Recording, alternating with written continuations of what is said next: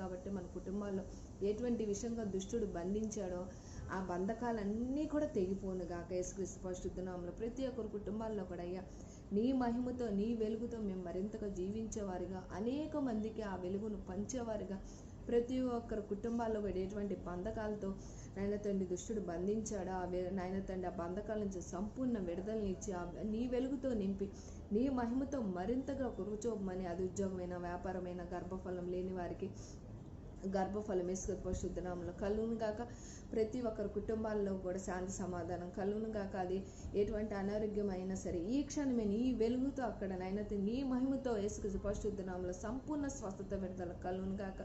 మంచి ఆరోగ్యం దయచేసి నీ నామానికి మహిమ తెచ్చుకోమని ప్రతి ఒక్కరి కుటుంబాల్లో కూడా ఎటువంటి విషయాలుగా నీ వెలుగు కోరుతున్నారు, నీ మహిమ మరింతగా ఆశిస్తున్నారు, వాళ్ళందరి హృదయాల్లో నీ వెలుగుతో మహిమతో నింపి నీ నామానికి మహిమ తెచ్చుకోమని నజరేయుడైన యేసుక్రీస్తు పరిశుద్ధ నామములో అడిగి వేడుకుంటున్నాం తండ్రి. ఆమేన్, ఆమేన్, ఆమేన్. గాడ్ బ్లెస్ యు అండి.